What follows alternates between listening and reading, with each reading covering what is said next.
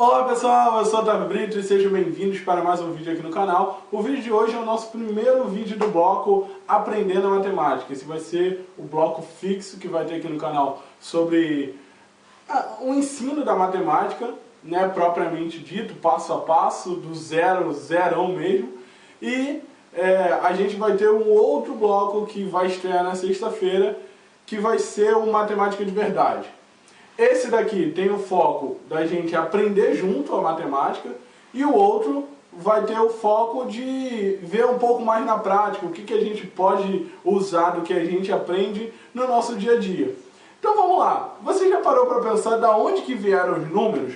Por que alguém assim tirou da cabeça e inventou, vamos fazer matemática? A resposta sobre isso não é uma resposta tão concreta, mas acredita-se que a matemática veio da necessidade do ser humano de quantificar coisas e ao longo do tempo também qualificar algumas coisas. Dentro desse pressuposto, tudo começou com um número que hoje a gente conhece como número 1, que nem sempre teve essa forma assim tão bonita, tão agradável. Mas no início era algo tipo assim, um pauzinho. E eu não vou entrar no contexto tão histórico dos países onde isso foi surgindo, mas no início as pessoas contavam assim, tudo de um em um. Exemplo, você tinha lá um monte de ovelha, aí você queria contar quantas ovelhas você tinha. Você pegava uma bolsa e para cada ovelha que você via, você contava uma ovelha.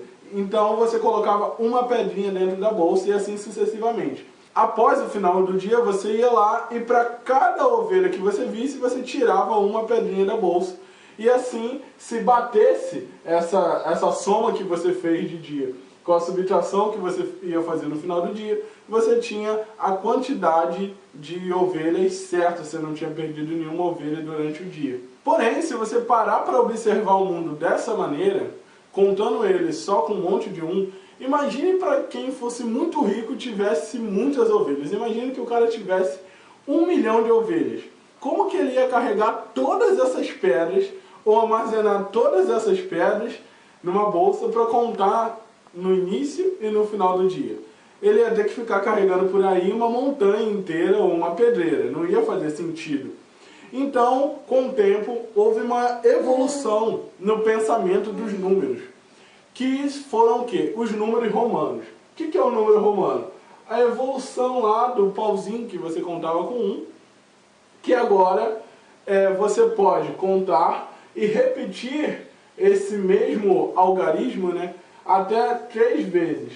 Então você tem 1, 2, 3, aí você tem o 5, você tem o 10 e assim sucessivamente. Note uma coisa aqui. Ainda não existe o zero nesse contexto aqui de números. O zero ainda não tinha aparecido. E uma outra coisa, se mantém o mesmo pensamento inicial quando só se contava 1. Por que se mantém o mesmo pensamento? O pensamento anterior, ele não era pautado em uma soma e uma subtração.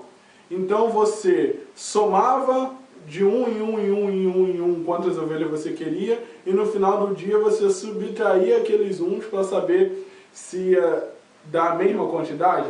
Então, aqui se mantém o mesmo pensamento. Por quê? Como que funcionam os números romanos? Você pode repetir o mesmo algarismo até 3 vezes. Então você tem o 1 pauzinho, que você pode repetir ele 2, 3 vezes. E depois o 4. O 4, você tem o símbolo do 5, que colocando 1 à esquerda, você subtrai 1 do 5. Acontece aqui uma subtração. Então, fica equivalente a 4. Colocando o pauzinho à direita, você adiciona um número. E você pode repetir, como eu disse, o número até 3 vezes. Então aqui você tem o 6, o 7, o 8, o 9, note, e o 10. Note que o número que está à esquerda, ou seja, a letra, né, que pra gente esses algarismos são de fato letras, a letra que está à esquerda, ela sempre está subtraindo. e a letra que está à direita, ela está somando. E sendo assim, você pode repetir o mesmo algarismo até 3 vezes e fica mais fácil contar. Houve uma evolução da conta nesse contexto. Agora, se o cara quiser contar até 1000, é mais simples. Por quê? O 1000 tem lá o M. Se ele quiser contar 3000, ele repete o M 3 vezes. Então, dentro desse contexto, houve aquela evolução dos números 1 para isso daqui, que você vai somando e subtraindo, somando e subtraindo. Ou seja, deram símbolos aos números de maneira que você possa entender eles mais facilmente. Fica mais fácil contar números maiores.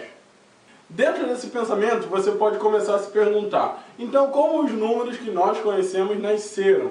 Porque nós conhecemos os números como 1, 2, 3, 4, 5, 6, 7, 8, 9, 10, que são nada mais, né, do que esses números que qualquer criança de 2 anos já decorou de tanto ouvir a galinha pintadinha repetir a quantidade de elefantes que tem. Mas será que os números são assim mesmo? Então, dentro dos nossos conjuntos de números, que são os conjuntos dos números indo-arábicos, né? Ou seja, ele teve ali uma criação mais ou menos na Índia e uma modificação mais ou menos na Arábia, e aí juntou isso que a gente conhece. Esses números, eles nasceram porque, como você pode perceber, Roma era um grande reino. Então, se ampliou muito esse pensamento de contar através dos números romanos. Porém, o número romano, ele não tinha vírgula, ele não tinha parcelas. O número romano era um número natural, diferente de zero, e só. Era isso o número, e você não tinha o conjunto dos números racionais.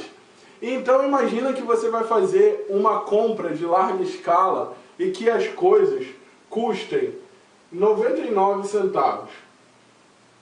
Ninguém vai te dar esse troco. Se você comprar 1 milhão lá, ou 1000 unidades, e você multiplicar esse 1 centavo restante, vai dar uma continha maior, que ninguém nunca vai te dar. A mesma coisa acontece se algo custar 1,50 e você vai pagar com R$2 e ninguém vai te dar os 50 centavos de troco, porque não existia esse número para eles.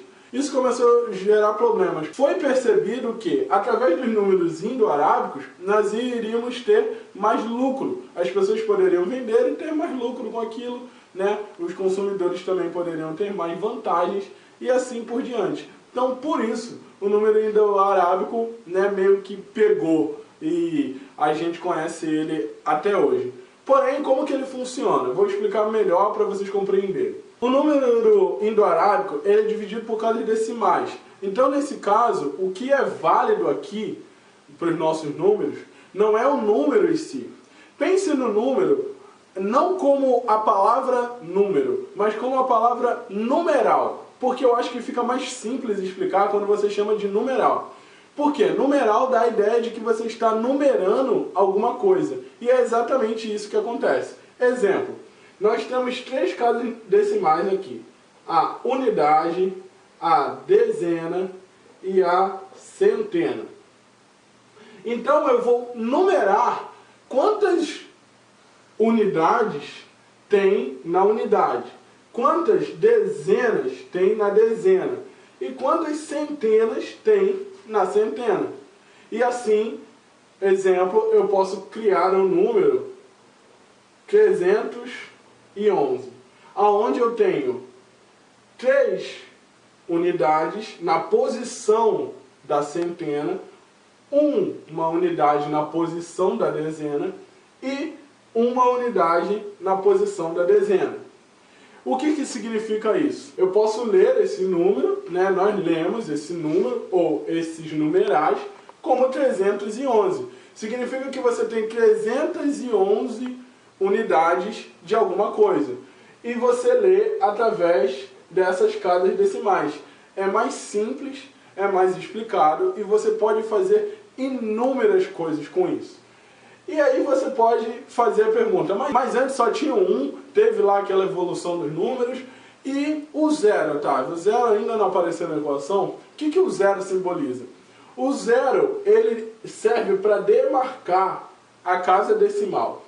Se você ler isso daqui, você vai ler como o quê? 310. Isso daqui significa que você tem 3 centenas, ou seja, né, 300, 10 dezenas e nenhuma unidade. Se você fazer a soma com isso daqui, você tem 310. O zero, no tipo de número que nós usamos, ele serve simplesmente para demarcar em qual casa decimal esse número está. E partindo do pressuposto e conseguindo entender o que eu fiz aqui, né, nós temos 3 centenas, ou seja, a gente tem 3 vezes o número 100. A gente tem uma dezena, ou seja, uma vez o número 10. E a gente não tem unidades, então mais zero aqui. Se eu somar todas essas coisas aqui, eu tenho 310, que é o número que eu coloquei aqui, mais simples, né, de fazer, de explicar para o nosso dia a dia. Por isso que no dia a dia a gente coloca assim. Mas você conseguiu notar uma coisa de tudo isso que eu falei? O princípio dos uns, né, que a gente contava para fazer lá a contagem das ovelhas e de outra coisa, esse princípio de usar os números para somar e para subtrair, ele se mantém aqui nas casas decimais. E ele se evolui muito com o que a gente vai ver nas aulas futuras dos números naturais, né, como zero, os números inteiros, os números racionais aí e os números reais. Aí você pode pensar, mas Otávio, você não vai falar dos números irracionais?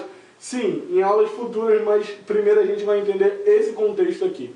Isso é importante, entender a posição dos números, como que os números funcionam, para que nós possamos fazer contas entendendo o que está acontecendo. Então, gravem essa aula, espero que vocês tenham entendido, tenham gostado, né? Volta aí, assiste, se tiver dúvidas, coloque aí nos comentários, compartilhe com o seu amigo que não sabe sobre esse tema, e eu espero vocês aí no próximo vídeo. Valeu!